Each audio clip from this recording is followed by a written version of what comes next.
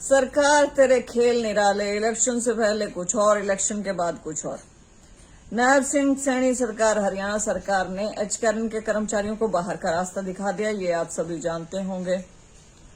हजारों की तादाद में कई वर्षों से काम कर रहे कर्मचारियों को बाहर का रास्ता दिखाना अचानक से एक बहुत बड़ा धक्का लगा बहुत सारे कर्मचारियों को। उसको लेकर जगह जगह पर आंदोलन प्रदर्शन हो ही रहे हैं, अपनी मांग रख रहे हैं। कहा जा रहा है कि अब तो मुख्यमंत्री साहब ने भी आश्वासन दिया है, लेकिन आश्वासन का क्या? जैसे आप एकदम से फरमान निकालते हैं बाहर करने का, वैसे ही फरमान निकाल के कह सकते हैं कि तुम सारे पक्के कर दिए, लेकिन नहीं। ये बात इलेक्शन से पहले कहनी इसलिए जरूरी थी कि सबको पक्का करेंगे ताकि उन सबके वोट सुनिश्चित किए जा सकें। बाद में तो कुछ मर्जी करो, 5 साल पे बात गई, तब तक तो दोबारा सीईटी करके दोबारा से कुछ ना कुछ कर देना। अब सीईटी वाले में भी बच्चे दुखी तो हैं, क्योंकि 8,000 के करीब बताए जा रहे हैं ग्रुप डी के पद खाली पड़े हैं। 4 गुना वाले से तो प्रताड़ित थे ही, और अब नया शुरू करने जा रहे हो उसमें प्रताड़ित हैं, क्वालिफाई नहीं किया। लेकिन वो एक इतर मुद्दा है। उसके अलावा जो आपने एचकेआरएन के कर्मचारियों के साथ किया, क्या वो सही था? आपने तो कहा था कि नौकरी सुनिश्चित कर देंगे, पक्की कर देंगे, लेकिन आपने तो बाहर का रास्ता दिखा दिया। तो आपकी बातों में तो विरोधाभास है। और ऐसा आपने किया क्यों? मैं अभी अपना ईमेल चेक कर रही थी तो काफी सारे अभ्यर्थियों ने बहुत ईमेल्स लिख रखे हैं, और मैं माफी चाहूंगी इन्हें पढ़ नहीं पाई। लेकिन अभी मैं ये 2-3 ईमेल पढ़ना चाहती हूँ। एक अभ्यर्थी लिखते हैं, डियर मैडम, आशा है कि आप कुशलता से होंगे। मैं आपका ध्यान हरियाणा कौशल रोजगार निगम के माध्यम से कार्यरत ग्रुप डी कर्मचारियों से जुड़े गंभीर मुद्दे की ओर आकर्षित करना चाहता हूं। हाल ही में कर्मचारियों को first in first out FIFO नीति के तहत हटाने का निर्णय लिया गया है, जिससे विशेष रूप से वे कर्मचारी प्रभावित हो रहे हैं जो 4 से 5 वर्षों से ईमानदारी से सेवा दे रहे हैं। ये निर्णय ऐसा प्रतीत होता है जैसे इसे स्थायी पदों से भरने से बचने के लिए लिया गया हो। ध्यान से सुनिए, एक एक शब्द बहुत बढ़िया लिखा है इन्होंने। यदि ये कर्मचारी 5 साल की सेवा पूरी कर लेते हैं तो सरकार को उनके पदों को नियमित करना होगा, जिससे नई भर्तियों की घोषणा और इससे जुड़े राजनीतिक लाभ की संभावनाएं कम हो जाती हैं। ठीक बात है। दुर्भाग्यवश यह नीति लंबे समय से सेवा दे रहे कर्मचारियों के योगदान को कमतर आंकती है। हाँ, इसीलिए तो बाहर का रास्ता दिखाया, और उनके जीवन यापन को अनिश्चित बना देती है। इसके विपरीत नई नियुक्तियों वाले कर्मचारियों को फर्स्ट इन लास्ट आउट फिलो के आधार पर नहीं हटाया जा रहा है। इससे इस नीति की निष्पक्षता और पारदर्शिता पर सवाल उठते हैं। मतलब कि जो बहुत पुराने लगा रखे हैं, 4-5 साल हो गए जिनको, उनको तो बाहर हटाया जा रहा है। जिनको अभी अभी लगाया उनको बाहर नहीं निकाल रहे हैं। अब इनसे इतने साल सेवा लेने के बाद अचानक से बाहर निकालने का फरमान जारी कर दिया। करें तो क्या करें? ना पक्की भर्तियों से भरते हैं, ना कच्चों को पक्का करते हैं, सिर्फ बातें ही बातें करते हैं। आप चाहते क्या हैं? आगे, इस प्रकार की कार्रवाई न केवल मौजूदा कर्मचारियों का मनोबल गिराती है, बल्कि यह भी दर्शाती है कि यह मुद्दा प्रशासनिक प्रबंधन के बजाय राजनीतिक एजेंडा बन गया है। बिल्कुल, नौकरियां तो एक टूल है राजनेताओं के हाथ में। यहाँ योग्यता इत्यादि तो देखी ही नहीं जाती। यहाँ तो ये देखा जाता कि मैक्सिमम बेनिफिट कब होगा, कि कब सबसे ज्यादा वोट बटोरे जा सकेंगे, कब सबसे ज्यादा फायदा होगा।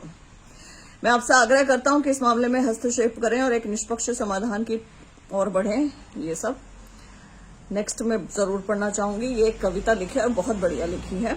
सैनी सरकार का नारा है, नया लगाएंगे पुराना हटाएंगे। जो बरसों से सेवा करते आए उन्हें बेवजह दरवाजा दिखाएंगे। न स्थायित्व न कोई अधिकार, बस राजनीति है इनका व्यापार। जनता के सपनों से खेला जाएगा, पुराने कर्मियों को निकाला जाएगा।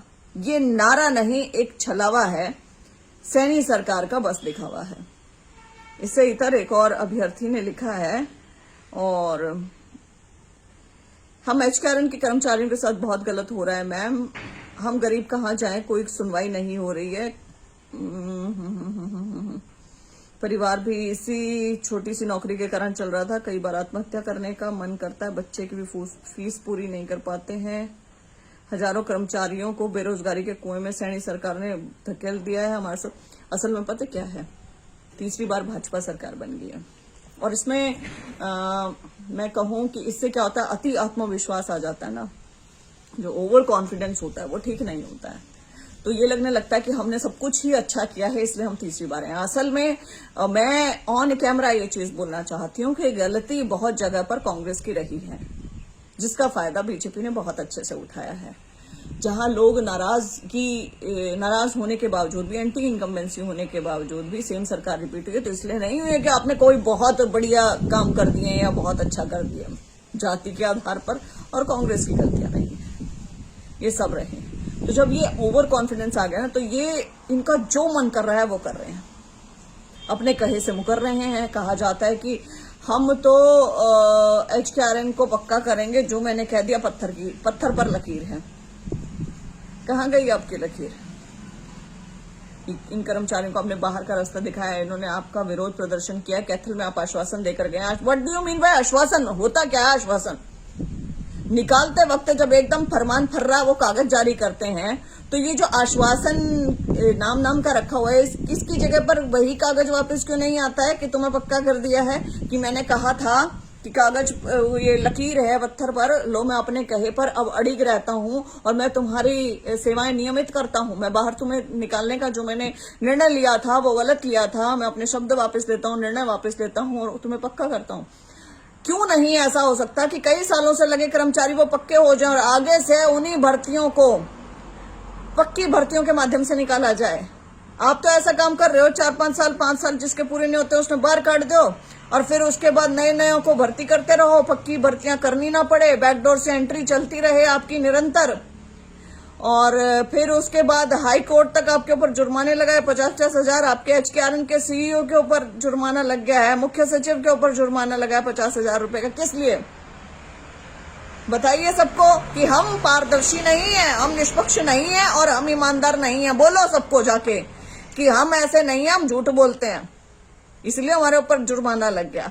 कहना कुछ और, करना कुछ और, नाम बड़े दर्शन छोटे, मुंह में राम बगल में छुरी, हर एक जो ऐसा मुहावरा आपके ऊपर पूरा फिट होता है। सैनी सरकार बहुत बुरा कर रहे हैं अभ्यर्थियों के साथ। एक ना गलत करने की भी सीमा होती है। अच्छे बुरे का यदि संतुलन नहीं रहेगा तो जीवन का संतुलन बिगड़ जाता है, प्रदेश का बिगड़ जाएगा, देश का बिगड़ जाएगा, हर एक चीज खराब हो जाएगी। आपको अच्छे लोगों को भी लेना पड़ेगा, योग्य लोगों को भी लेना पड़ेगा, योग्यता की कदर करनी पड़ेगी। यही थोड़ा तक मेरे वाले लग जाए, मेरे वाले बैकडोर और ये सब कुछ। Very bad of you. अब ये लोग संघर्ष कर रहे हैं, आंदोलन प्रदर्शन कर रहे हैं, आपके ऊपर दबाव पड़ रहा है, तो आप ऐसी स्टेटमेंट्स दे रहे हैं। इलेक्शन से पहले कुछ और, इलेक्शन के बाद कुछ और। क्यों? अपनी बातों पर कायम रहें। मुख्यमंत्री हैं आप, आपसे बहुत उम्मीदें हैं सभी बच्चों को, सभी कर्मचारियों को। उम्मीदों पर खरा उतरें। सादर, श्वेता ढोल।